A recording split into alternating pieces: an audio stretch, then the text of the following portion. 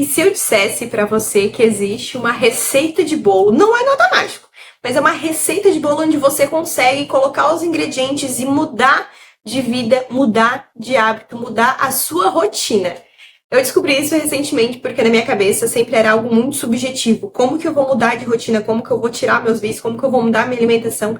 Era algo muito subjetivo e eu não estava conseguindo encontrar na prática nada palpável, nada de passo a passo. Tá, mas o que que eu faço? Eu quero saber na prática.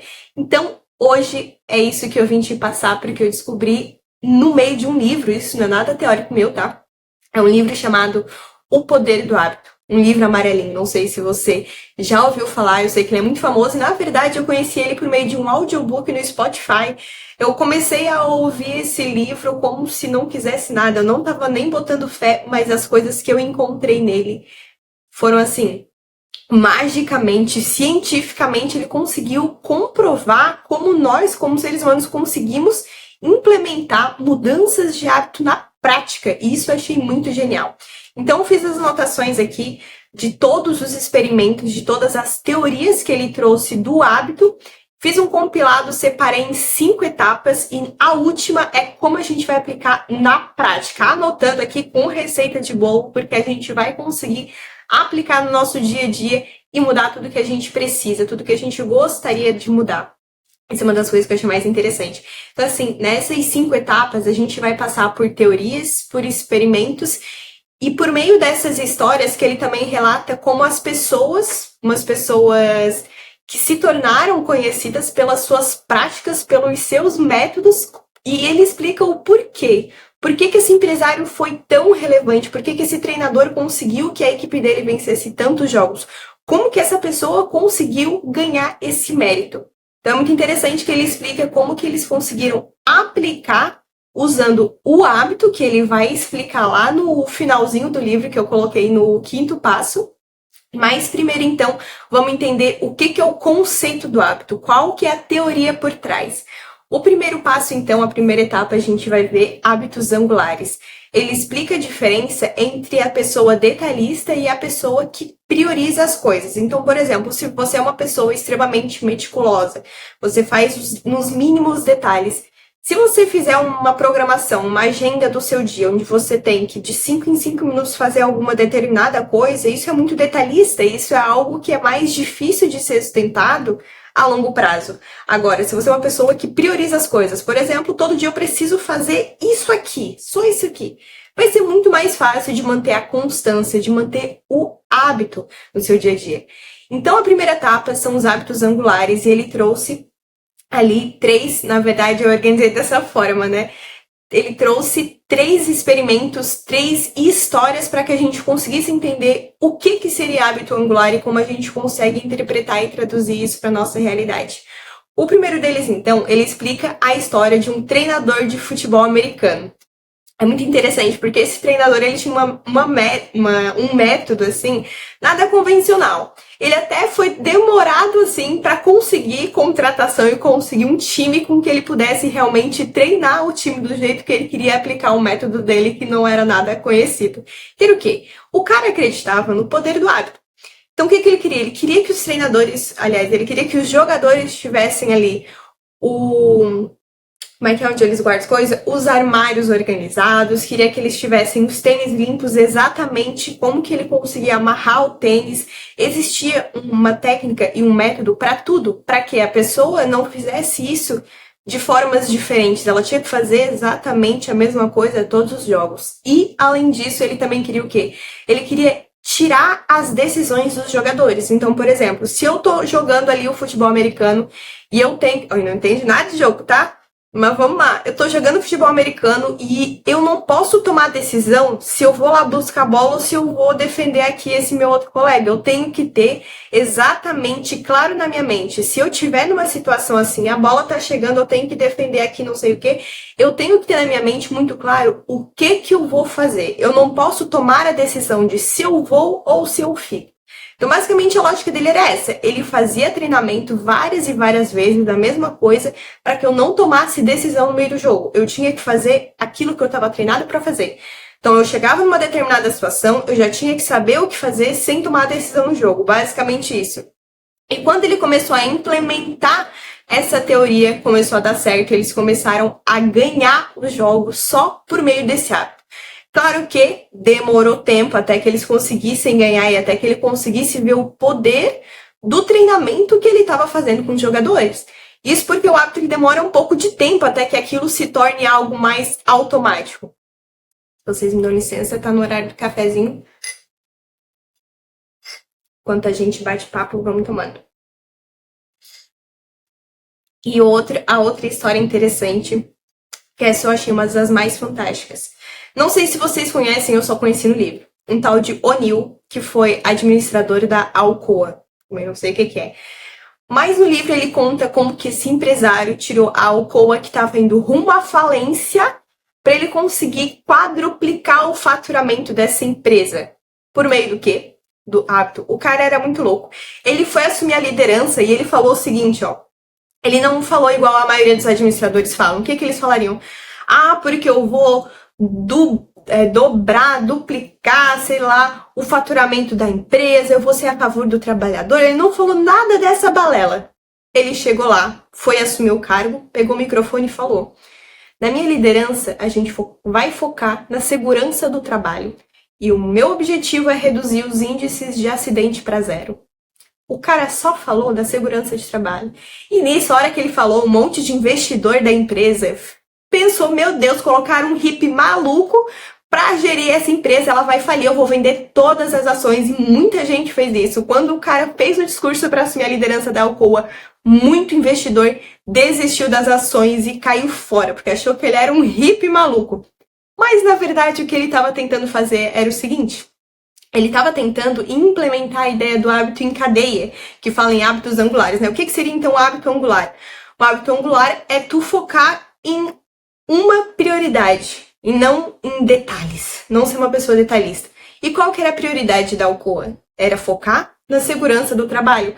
Porque ele acreditava que se os funcionários focassem nessa única coisa, seria muito mais fácil depois de começar a incluir mais hábitos e fazer isso uma reação em cadeia. E querendo ou não, o cara foi muito inteligente. Por que ele escolheu, né? Por que ele escolheu a segurança no trabalho? Por que ele não escolheu o atendimento ao cliente ou qualquer outra coisa? Porque a segurança no trabalho é algo incontestável, algo que o cliente não poderia falar diferente, algo que o sindicato não poderia discordar, nem os presidentes ali da empresa. Então ele escolheu algo único que todo mundo poderia e deveria concordar. Ninguém poderia discordar que a segurança no trabalho não é relevante. O cara foi um gênio, né? E basicamente foi isso que aconteceu. Ele implementou esse método e tudo em volta gerenciava em torno disso. Não é à toa que o cara depois, imagina, o gerente ali, o administrador da Alcoa, imprimiu um papel, colocou o número dele e falava: se o seu chefe não estiver te dando o EPI necessário, liga diretamente para o meu número particular. Então ele acabou estreitando o laço também com os funcionários. Ele criou métodos, então só o fato de tu conseguir gerenciar a segurança no trabalho também estreitou o laço da chefia até indo o funcionário, porque se acontecia algum acidente, o funcionário tinha que comunicar o líder imediato, que tinha que comunicar o supervisor, que tinha que comunicar até chegar no O'Neill. Então ele conseguiu também estreitar a relação e agilizar a comunicação entre eles. Então, um pequeno hábito acabou transformando uma reação em cadeia e organizou toda a empresa só focando em uma única coisa. E o outro exemplo que ele deu, então, é um experimento. Um experimento de anotar aquilo que come. Então, eles descobriram, não sei se você já ouviu falar daquela dieta radical, quando a pessoa quer emagrecer e o médico receita, tá. Então, a partir de agora, você só vai subir em escada, vai esquecer elevador, você vai só comer salada, você vai esquecer fast food, você vai... E começa a colocar um monte de coisas para ela fazer assim, do 0 para 100. Uma coisa muito radical, uma coisa muito discrepante. Eles descobriram que esse método funciona, a pessoa realmente emagrece, mas isso nunca é sustentável. Eles descobriram que esse método é um fracasso a longo prazo. Porque, lógico, a pessoa que é tão detalhista nesse sentido, ela não vai conseguir sustentar. Se ela não tem prioridades, ela não vai sustentar isso por muito tempo. E aí que entra os hábitos angulares. Então, eles fizeram um experimento com um grupo de pessoas que, ao invés de eles focar nessa dieta tão radical, eles fizeram o seguinte: os experimentos, os treinadores ali falaram para as pessoas o seguinte: olha, daqui em diante, a única coisa que vocês precisam fazer é anotar o que vocês comem. Só isso. Não é reduzir a alimentação, não é nada. Anotar aquilo que vocês comem. E o que aconteceu? As pessoas começaram a criar esse hábito de anotar a comida, anotar tudo aquilo que elas estavam consumindo, e o fato de elas anotarem, elas começaram a identificar padrão de comportamento, padrão de alimentação, e só esse pequeno hábito, as pessoas começaram a emagrecer sem nem mesmo o pessoal ter pedido para eles entrarem na dieta. Isso era só o começo do experimento, e muitas pessoas emagreceram só nesse processo de anotar. Por quê? Hábito angular. Tu foca numa prioridade, a tua prioridade é só essa. Então tu mira nessa prioridade e tudo em volta vai acontecendo naturalmente, mas tu não pode desfocar, tu não pode ser detalhista, um espectro muito grande. Então, basicamente, são essas as teorias dentro da primeira etapa. Vamos partir para a segunda etapa, que é mudança em cadeia. Mudança em cadeia, essa eu anotei um experimento só, que era um experimento de finança, porque qual que é a ideia? Justamente complementando a primeira etapa, que é o quê? Se tu é uma pessoa que tu começou a fazer atividade física, é só uma questão de tempo até que tu mude a alimentação. Isso é uma coisa muito curiosa, porque eu vejo muitas pessoas passando por esse mesmo processo. A pessoa começa a ir na academia e daqui a pouco, quando vê, ela já tá entrando na dieta. Isso é uma coisa que puxa. Eu não sei se você já conhece alguma pessoa assim, mas todas que eu conheço que começaram a fazer exercício mudaram a alimentação. É uma coisa muito bizarra, porque uma coisa puxa a outra. E eles fizeram um experimento seguinte. Pegaram um grupo de pessoas e falaram para elas o seguinte, se não me engano, acho que eram 29 pessoas ali no experimento. Ó, vocês vão ter que anotar tudo aquilo que vocês gastam. Era um teste de mudança de controle financeiro. Né? Essa era a desculpa do experimento, é para treinar você a cuidar do seu lado financeiro. E essas pessoas, elas tinham que fazer o quê? Só anotar aquilo que elas gastavam, né? Então, tentar diminuir um luxo aqui, um luxo ali, mas o foco principal é anotar aquilo que gasta e como gasta. E o que acabou acontecendo, no final do experimento, eles constataram que as pessoas que estavam anotando tudo aquilo que elas estavam gastando, elas reduziram em até 2 xícaras de café por dia, reduziram em 2 canecas de cerveja por dia, e quem era fumante reduziu 15 cigarros, fumava 15 cigarros a menos no fim do experimento. Então, qual que é a lógica? Por que o experimento de financeiro mexeu no hábito alimentar ou no hábito de um fumante, por exemplo? É justamente essa teoria que ele fala do hábito em cadeia. Quando tu muda um hábito específico, isso vai puxar outras melhoras. Da mesma forma que seria um hábito ruim. Se você é uma pessoa que adquiriu um hábito ruim, que seja, tu começou a ir na pizzaria toda sexta, começou a sair para beber todo no final de semana, isso são coisas que puxam. Então, por exemplo, não tem problema uma pizza uma vez na semana. O problema é que isso vai puxar outras coisas. Então, entender a reação em cadeia é muito importante, porque faz com que a gente perceba que um hábito, por mais que ele seja simples e inofensivo por si só, ele vai puxar outro hábito. E talvez esses outros hábitos que ele vai puxar não sejam bons em modo geral. Basicamente, essa é a ideia. Vamos para a terceira etapa. Disciplina e força de vontade. Essa aqui eu achei muito legal. Tinha até uma frase que eu achei interessante que fala o seguinte: pessoas disciplinadas parecem que elas não estão se esforçando para ser assim. Só que, na verdade, o que acontece é que as pessoas disciplinadas, elas fazem no modo automático, sem perceber. Então, uma pessoa que vai todo dia na academia, ou que vai todo dia estudar, que vai todo dia comer, fazer a sua dieta, qualquer que seja o hábito, às vezes você pode ficar encantado. Meu Deus, como essa pessoa tem força de vontade? Só que não é. Não é força de vontade que ela tem um hábito. Então, para ela é muito fácil ir na academia todo dia, porque é um hábito. Então, ela não tem força de vontade maior que a sua. Inclusive, no livro fala que todo mundo tem a mesma capacidade. Então, uma pessoa que é disciplinada e uma pessoa que tem força de vontade, digamos assim, uma pessoa que não é tanto, a dificuldade em manter alguma tarefa é a mesma para ambas. A força de vontade é a mesma para ambas. O que muda é o hábito. É só isso que muda, porque a pessoa disciplinada não tem mais força de vontade do que a outra. Então vamos pro primeiro experimento. Ai, isso aqui é legal. Experimento do marshmallow. Olha só o que os caras fizeram. Eles pegaram um monte de criança e fizeram o seguinte. Eles pegavam o marshmallow na mão e falavam o seguinte para elas. Ó, eu vou deixar esse marshmallow aqui na mesa. O tio vai lá e já volta. Se quando eu voltar, tu não ter comido esse um marshmallow, eu vou te dar 2 marshmallows. Aí se você ter comido esse aqui, tu só vai comer um. Então qual que era a escolha? Ela tinha que escolher entre segurar e ganhar 2 marshmallows ou não se segurar e ganhar só um marshmallow. Esse era o experimento. E o que aconteceu? Algumas crianças se seguraram, conseguiram se conter, olhavam pro marshmallow e não pegava. E quando o instrutor voltava, ela ganhava 2 marshmallows. E algumas crianças não conseguiram segurar a vontade e comeram aquele marshmallow. Na hora que o tio saiu e fechou a porta, ela já botou um marshmallow para dentro. Mas qual que é o experimento? Eles acompanharam essas crianças ao longo do estudo. E quando elas alcançaram o ensino médio, eles notaram que as crianças que tinham resistido ao marshmallow e ganharam 2 por elas ter esse controle em não devorar o marshmallow, elas tinham notas significativamente maiores do que aquelas que não conseguiram se controlar.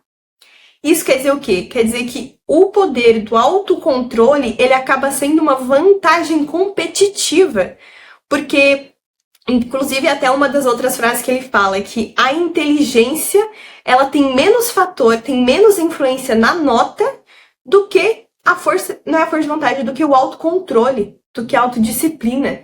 Então, o que isso quer dizer? Quer dizer que uma pessoa controlada, ela vai tirar uma nota maior do que uma pessoa que não tem disciplina, uma pessoa que não consegue se controlar. Isso porque não adianta eu ser inteligente e eu não ter a disciplina de abrir um livro e estudar. Então, olha só o poder disso. A inteligência, ela tem menos importância do que a disciplina. Então, esse foi o teste do marshmallow. Então, eles nem chegaram a medir o QI das crianças. O maior impacto foi das pessoas que resistiram ao marshmallow, que tinham a nota maior, indiferente de ela ter um QI maior ou menor, né? Então, isso é uma coisa muito interessante. O próximo é a inteligência versus disciplina. E a recuperação de idosos. Esse é um outro experimento muito interessante que eles fizeram o seguinte. Idosos perto de ali os 60 anos de idade, que acabaram de passar por uma cirurgia, seja no joelho ou no quadril, nessa parte de mobilidade, eles passaram por experimento de recuperação, de reabilitação. Então, basicamente, o que é que eles pediram para esses idosos? Eles falaram o seguinte: para vocês se reabilitarem, começar a voltar a caminhar normalmente, você tem que pegar um caderno e anotar como que vai ser o seu planejamento, como que vai ser a sua estratégia de recuperação. Basicamente, um planejamento de recuperação. O que você vai fazer? Né? Você vai começar a todo dia dar uma caminhada, daqui uma semana vai andar 500 metros, daqui 2 tu vai andar daqui 600 metros. Como que vai ser o seu planejamento, o seu plano de recuperação? E eles observaram que as pessoas que fizeram o planejamento se recuperaram em até 2 vezes mais rápido do que as pessoas que nem sequer anotaram nada. Então, qual que era a ideia? Por exemplo, para entender como é que a pessoa ia planejar. Quando eles fizeram a cirurgia na mobilidade, então só o fato de tu levantar e ir até o banheiro era muita dor. Então, o que um dos pacientes escreveu? Ele escreveu o seguinte: quando eu estiver sentado no sofá, que eu for me levantar e eu estiver sentindo dor, eu vou dar mais um passo, e mais um passo, e mais um passo. Esse era um dos planejamentos de recuperação. Porque a pessoa que não tinha esse planejamento, o que ela fazia? Ela estava sentada no sofá, ela se levantava para ir no banheiro, sentia dor, sentava de novo, tá doendo. Agora, a pessoa que planejou o que ia fazer, ela já estava consciente da próxima ação. Então, isso é basicamente o que a gente viu lá no começo do que os jogadores precisavam fazer, né? Porque ela estava consciente de que o próximo passo era dar um. Então, mesmo que ela estivesse com dor, ela já tinha a decisão tomada, digamos assim. Ela não ia deixar a dor impedir que ela desse um próximo passo. Então, basicamente, essa era a ideia. E as pessoas que elas fizeram um planejamento, elas conseguiram se prevenir desses inconvenientes. Porque ia existir um momento de muita dor. A recuperação, para tu recuperar, tu tem que começar a andar. E quando tu começar a andar, tu vai começar a sentir dor. Então, por isso, tu precisa planejar o que tu vai fazer. Porque se tu não se planeja, na hora a dor vai dominar e você vai tomar uma decisão de não fazer nada. O que vai acarretar na redução de tempo e você vai acabar demorando muito mais para se recuperar. Então, olha só o poder de tu anotar as coisas, de tu planejar as coisas. Se recuperar 2 vezes mais rápido, isso é muita coisa. Imagina uma pessoa que se recupera em 3 meses e a outra que demora 6. Então, o que isso quer dizer também? Quer dizer que a recuperação não é de como foi a cirurgia. O tempo de recuperação não depende de como está o teu estado, depende de o que tu vai fazer. Depende da decisão que tu vai tomar, do teu planejamento. Então, olha só o poder que é o hábito. Muitas vezes a gente terceiriza a culpa, né? O meu cirurgião que foi ruim, eu que tenho um corpo assim assado. Mas não, é nós. Isso é muito importante pra gente começar a olhar para essas coisas e é até mais fácil, porque se isso tá sob teu domínio, é muito mais fácil de controlar, né? Isso aqui é legal. Um outro experimento é sobre cookie rabanete. O que eles fizeram? Eles colocaram 2 bandejas na sala. Uma bandeja cheia de cookie quentinho que saiu ali na hora e uma bandeja de rabanete. E eles dividiram metade do grupo de experimento. Metade desse grupo eles falaram o seguinte, tu vai poder comer o cookie. Mas o rabanete você pode ignorar. Come o cookie e ignora o rabanete. Para a outra metade do grupo falaram o contrário. Falaram assim, você vai ter que ignorar o cookie. Você não pode comer o cookie. Come só o rabanete. E o teste era meio que eles deram a desculpa de que era para experimentar, para visualizar como é que era o paladar, como que ele se comportava, algo nesse sentido. Então, por isso a pessoa não podia comer o cookie, porque eles tinham que ver como o paladar reagia ao rabanete, algo nesse sentido. E o que aconteceu? As pessoas que ignoraram o rabanete, logicamente foi muito fácil. Chegou lá na sala, o cookie estava bem quentinho. O cookie estava bem quentinho, com um cheirinho bem gostoso, foi lá e devorou o cookie, ignorou o rabanete, que não tinha esforço nenhum, né, de ignorar o rabanete. E as outras pessoas, que foi o contrário, elas tinham que comer o rabanete com muita raiva, porque tava com um cheirinho tão gostoso do cookie. Aí era engraçado que eles contando que tinham pessoas que pegavam o cookie, cheirava, botava de volta, lambia os dedos do chocolate e ficava com cara fechada. Então essas pessoas que tinham que ignorar o cookie e comer o rabanete, né, estavam muito bravas. Mas qual que era o experimento? O experimento não acabava aí. Depois, o que eles tinham que fazer? Depois chegava a moça ali do experimento e falava o seguinte, a gente vai então aguardar um pouco essa resposta ali do seu paladar, né, vamos dar uma aguardada, esperar uns minutinhos. Enquanto isso, você pode pegar esse quebra-cabeça e montar. E a hora que você estiver cansado e quiser desistir, você só toca essa sinetinha e tá tudo certo, daí a gente libera, tá? Só que acontece é que o quebra-cabeça, ele era impossível de ser resolvido.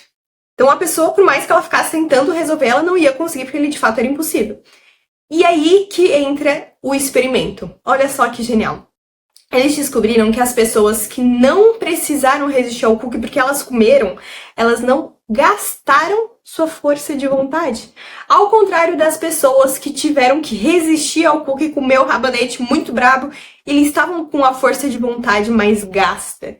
E essa era o experimento. Então o que aconteceu? As pessoas que não precisaram resistir ao cookie, elas ficaram até 18 minutos tentando montar o quebra-cabeça até desistir. Aí o que aconteceu? Elas ficaram na média de 18 minutos, tocava a sinetinha pra desistir e ir embora. E as pessoas que já estavam com a força de vontade gasta, eles contam que alguns botavam a mão na cabeça, ficava assim, botava a cabeça ali na mesa, ficava puto, xingava. A hora que a instrutora chegava, ele já xingava a instrutora, porque esse experimento não vai de nada, nananã. E ficaram brabo. E a média de tempo é de no máximo 8 minutos. O pessoal que resistiu ao cookie ficou até no máximo, na média, né, de 8 minutos tentando resolver o quebra-cabeça impossível antes de tocar a sineta para desistir da prova. Então, o que eles quiseram teorizar nisso tudo? Que as pessoas que gastaram a força de vontade resistindo ao cookie já estavam com a força de vontade muito gasta para tentar resolver outra coisa. E qual que é a teoria? Que a força de vontade, ela é gasta. Por isso que o hábito mais difícil, que exige mais força de vontade para você fazer, tem que ser de manhã, quando a tua força de vontade está menos gasta. Porque vamos supor, se você quiser começar a fazer exercício, é muito mais fácil fazer pela manhã, porque a sua força de vontade está novinha, do que você fazer depois do trabalho que você já teve um dia cheio, teve que gastar sua força de vontade naquela reunião que você nem queria ir, falar com a pessoa que você nem queria falar. Então, basicamente, essa é a teoria por trás disso. Só que aí vem o segundo ponto. Se a força de vontade é como um músculo que também se cansa, que também se desgasta, então ela também pode ser fortalecida, assim como o músculo é fortalecido na academia, a força de vontade ela também pode ser fortalecida com a prática, né? Então olha só que interessante, a força de vontade eles atrelaram a um músculo que é treinado e é gasto. Esse experimento eu achei máximo porque a gente consegue visualizar a força de vontade como sendo algo mais palpável e compreendido do que algo que vem do além. Então, o que é essa força de vontade? Ela não vem do seu âmago, ela é um músculo que é treinado e é um músculo que é gasto. Então, se você gastou o dia inteiro num trabalho cansativo, você não vai ter força de vontade, por exemplo, para você discutir. Inclusive, era uma coisa muito interessante que eles falaram, por que a maioria dos empresários de sucesso terminam os relacionamentos e se casam 5, 6 vezes. Porque às vezes a força de vontade está muito gasta durante o dia, então chega em casa e ele não consegue administrar isso para a sua mulher, por exemplo, porque ele já está com a força de vontade gasta, então ele não quer saber em agradar, não quer saber em tentar fazer nada. Então olha só que interessante, olha só o poder de tu conhecer a tua força de vontade e saber que existe um limite, saber que ela bate no teto e chega um momento que você não consegue mais ter essa força de vontade para fazer aquilo que você não gostaria de estar fazendo, mas que precisa fazer. E com isso a gente termina a terceira etapa e vamos para a quarta etapa, que é influência e fé. É muito interessante que os cientistas abordaram esse aspecto de fé porque perceberam que a fé é uma das coisas que conseguiria manter a longo prazo. Eles verificaram isso com alcoólatras anônimos. O que acontecia? O que ia dizer? Quando eles entravam no Alcoólatras Anônimos, muitos alcoólatras conseguiam parar de beber. Só que o que acontecia é que, por exemplo, a mãe de um deles morria e eles detonava, acabava e voltava a beber novamente. Então, qual que era a questão? Os cientistas queriam descobrir o que estava fazendo as pessoas retrocederem. Tipo, eles já entenderam, tá, ok, eu entendi como eu posso fazer, como eu posso mudar o hábito, mas como eu posso manter esse hábito prolongado, como eu posso não ter recaída. E aí que a ciência descobriu que a fé é um dos fatores mais importantes para que tu consiga não voltar à reabilitação, para que tu consiga não voltar aos velhos hábitos. Porque quando tu tem fé, seja a fé na tua vida, seja a fé num Deus superior, numa religião, qualquer fé que seja ela vai ser importante para que tu mantenha sempre sem recaída. Porque o que acontece? Quando tá no momento, meu Deus, minha mãe morreu e eu sou uma pessoa que eu já fui alcoólatra, que tô em processo de reabilitação. O que vai me permitir não ter recaída é eu ter fé em alguma coisa.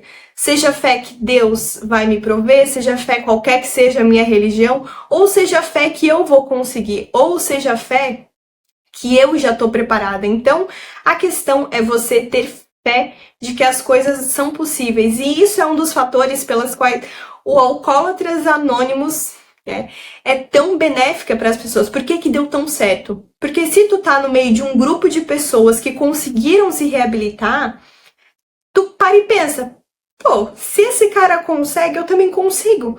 Pô, se 5 pessoas aqui que estão aqui, todo mundo já conseguiu, só falta eu também consigo. Então isso também é um tipo de fé que eu vou alimentando e isso vai fazer com que eu consiga me manter firme, me manter reabilitado e não ter recaída. Esse é um fator muito importante para tu manter o teu hábito. Olha só que interessante a ciência falando sobre isso, né? E outra coisa, então, que ele fala também é sobre os laços fortes e laços fracos, que é basicamente a influência que a gente estava comentando, porque laços fortes seriam os seus amigos mais íntimos, e os laços fracos seriam os conhecidos, às vezes um colega de trabalho, um amigo de um amigo. Então, os laços fortes e os laços fracos, eles têm um grande impacto na sua vida, o poder da influência. Então, ou você muda por passar por alguma tragédia, ou você muda por ver alguém passando por alguma tragédia, ou você muda por influência, seja de hábitos, seja dos laços fortes ou laços fracos. E uma coisa interessante também, que o nosso cérebro, ele tem preferência pelo conhecido, seja pela música ou seja pela comida. Ou seja, se você gosta de sertanejo, isso não significa que você nasceu com uma propensão a gostar de sertanejo. Isso significa que o seu cérebro se habituou ao som do sertanejo. Então, as músicas que você vai gostar são as músicas parecidas com o que você já gostava, com o que você costumava ouvir.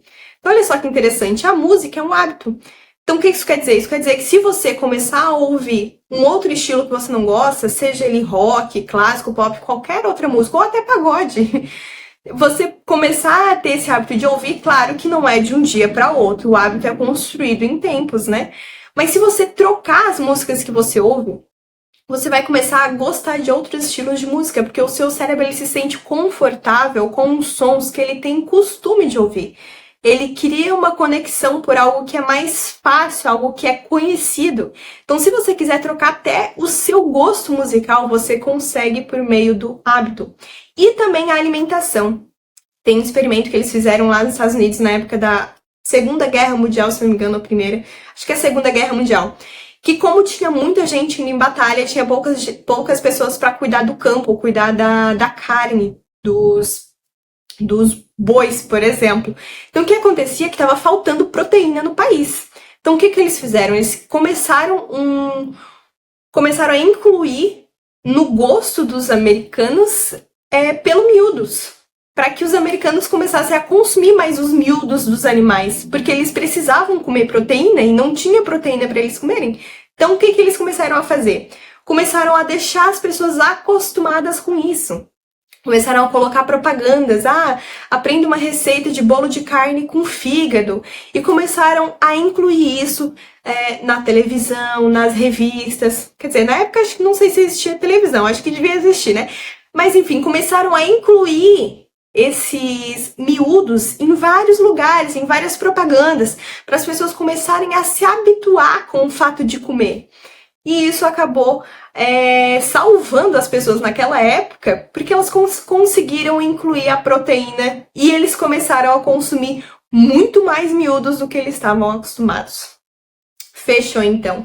Agora a gente já passou pelas 4 etapas, já conseguimos ver na prática como funciona muito desses hábitos.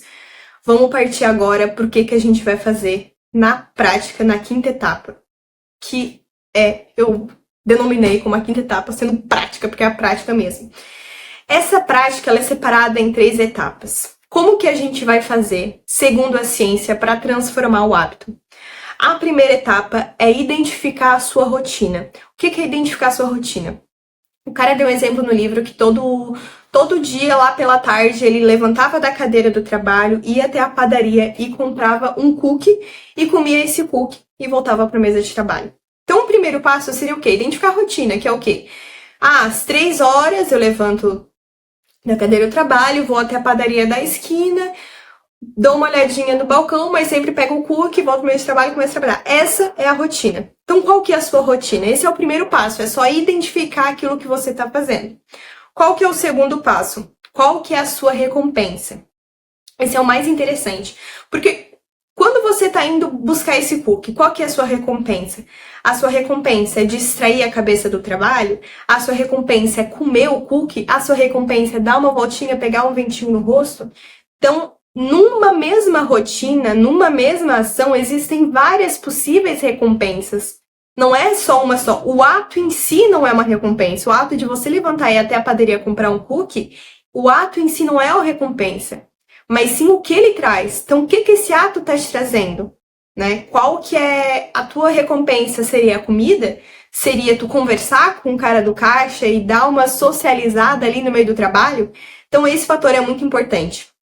E o terceiro passo, então, é isole a deixa. Então, o que isso quer dizer? Tá, tu já identificou que a tua rotina é levantar da mesa do trabalho e ir até a padaria. Essa é a tua rotina, ok. Mas como eu vou descobrir qual que é a minha recompensa? Eu não sei se é porque eu tô com fome, até porque eu quero falar com meu amigo, eu não sei identificar. Então, esse terceiro passo de escolha deixa, ele vai te permitir com que tu encontre qual que é a tua recompensa. Porque o que acontece? Se todo dia tu faz esse ato de levantar e ir na padaria, é muito difícil de tu entender o que tu tá buscando. Por isso, tu precisa isolar a deixa, significa tu olhar para um fator específico. Então, por exemplo, no primeiro dia você vai fazer um experimento. Vamos ver se o que eu quero é o cookie. Então, tu vai isolar todo o resto e tu vai focar no cookie. Então, o que tu vai fazer? Tu vai levantar da cadeira de trabalho, vai até a padaria, só que ao invés de tu comprar o cookie, tu vai comprar uma maçã. Para tu descobrir se realmente o que tu quer é comer. Realmente para ver se o que você tá passando é fome. No segundo dia, você vai fazer o quê? Você vai levantar da mesa de trabalho e vai dar só uma voltinha no quarteirão. Para quê? Para identificar se aquilo que você está procurando realmente é só se distrair do trabalho. No terceiro dia, você vai levantar da mesa de trabalho e vai lá falar com um colega. Para quê? Para ver se realmente a sua recompensa é socializar um pouco, é desopilar um pouco a cabeça conversando com alguém. No quarto dia, você pode então levantar da mesa de trabalho e pegar uma xícara de café. Para ver se o que você quer talvez não seja fome, mas talvez seja uma energia que você está precisando. Então, esse passo de isolar deixa é realmente identificar qual a recompensa que você está buscando. E, para facilitar, a ciência já enumerou quais que são as nossas deixas mais recorrentes. E eu vou anotar, se você quiser, pega um papel e uma caneta, que são 1, 2, 3, 4, 5 deixas que influenciam o nosso hábito. No geral, qualquer recompensa que você esteja buscando são influenciadas por essas 5 deixas. Então, pega o papel e uma caneta para anotar que são elas. O lugar, ou seja, o lugar que está te influenciando a fazer alguma coisa. A hora, ou seja, todo dia às 3 horas da tarde eu sou obrigada a comer um cookie ou tomar um café. Terceira, estado emocional. Por exemplo, sempre que eu me sinto triste, eu sinto vontade de comer um chocolate. Quarto, outras pessoas. Por exemplo, sempre que eu saio com meu amigo, eu sinto uma vontade de fumar. E o quinto, ação imediatamente anterior. Por exemplo, sempre que eu tomo uma cerveja, eu sinto vontade de comer uma batata frita. Então, recapitulando, lugar, hora, estado emocional, outras pessoas e ação imediatamente anterior. Repare quais dessas 5 deixas está te influenciando a fazer algum hábito. E a técnica que você vai usar, sabendo desses passos aqui, é o seguinte: 15 minutos antes de você fazer alguma coisa, quando você estiver sentindo a vontade, por exemplo, nesse nosso exemplo aqui, de levantar e ir até a padaria comprar um cookie. Anote como você está se sentindo. As 3 primeiras coisas que vêm na sua cabeça, seja uma palavra, um sentimento, qualquer coisa. Anote. 15 minutos depois de você ter ido até a padaria e comido o cookie, anote como você está se sentindo. Me sinto mais aliviado. As 3 primeiras coisas que vêm na sua cabeça. Anote o seu estado atual e 15 minutos depois. Faça esse teste de anotação. E com isso você vai conseguir fazer um estudo em cima para de fato mudar o seu hábito em si. Certo? Então anota. Sentiu a vontade de fazer alguma coisa, de fazer a sua rotina, anota, 15 minutos depois, anota como você se sentiu. E nesse exemplo da padaria, o que o autor ele falou? Ele falou que ele fez esse experimento, ele passou por isso, e ele identificou que o que ele estava buscando de verdade era conversar com alguém. Então, o que ele precisou fazer na prática para resolver a rotina, o hábito dele? Ele falou o seguinte: eu identifiquei que todo dia, perto das 3 horas, eu estava indo e eu senti que a minha recompensa era realmente socializar. Então, o que eu fiz? Eu coloquei o meu celular despertar todos os dias, 3 horas da tarde. Meu celular despertava, eu ia até a mesa do meu amigo, conversava com ele e voltava para minha mesa. E eu comecei a fazer isso por um tempo. E eu percebi que quando dava 3 horas o celular despertava e eu não ia até o meu amigo ou ele estava muito ocupado, eu percebia que depois, umas 3 e pouco, eu já estava indo para a padaria comprar meu cookie, eu vacilava. Ou seja, o dia que eu ignorava o meu despertador, eu caía e fazia novamente a rotina que eu não queria. Então, o que eu preciso fazer? Com o tempo, eu botei o celular despertar, fui cumprindo, até que chegou um momento que eu não precisei mais botar meu celular despertar, porque automaticamente, todos os dias, chegava perto das 6, quando eu via, eu já estava conversando com meu amigo, voltava para minha mesa e não sentia mais a vontade de ir até a padaria comprar um cookie. Ou seja, ele conseguiu identificar a recompensa que ele estava buscando, ajustar a rotina para que isso seja feita, mesmo que no começo ele precisasse fazer isso por empurrando mesmo, botando despertar, indo, fazendo com esforço, até que a rotina parou de ser esforço e começou a ser automática, assim como era automática quando ele ia até a padaria. Basicamente, agora você já tem tudo em mãos, já tem a prática, já tem todos os conceitos que precisava. Basicamente, esse vídeo resume todo o livro. Espero que tenha gostado e até a próxima.